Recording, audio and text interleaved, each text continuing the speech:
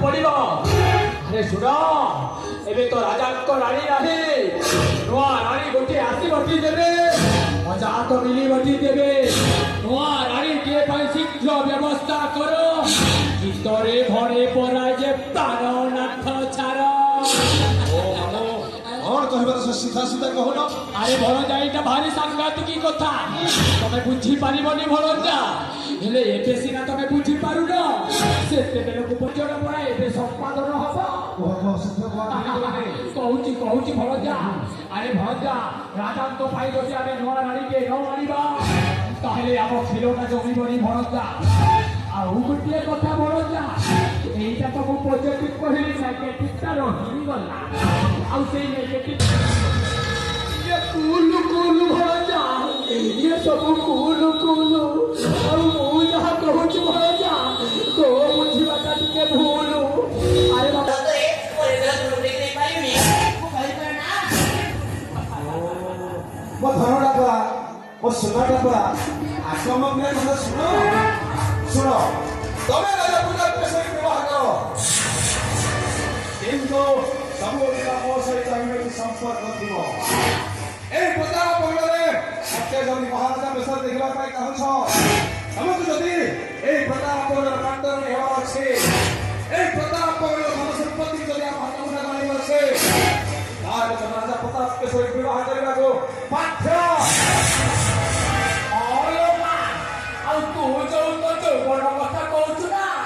ତୋ ଦେହ ଯୌବନ ସେ ବୃଦ୍ଧର କଥା ଯୌତୁକରେ ନବନା କରବା ସେଇଟା ମୋ ଭଣଜାର ଅଧିକାରେ ଖାଲି ରାଜ୍ୟ ସମ୍ପତ୍ତି ପାଇବାକୁ ପଡା ତୁ ବାହା ହବୁ।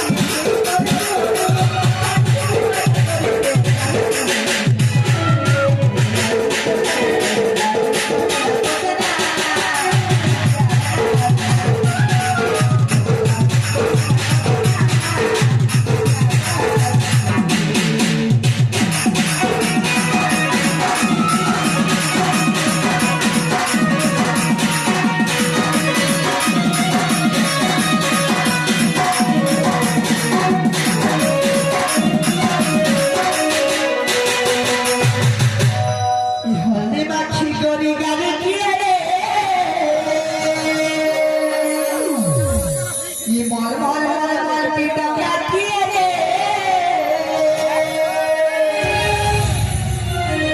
चेहरा रे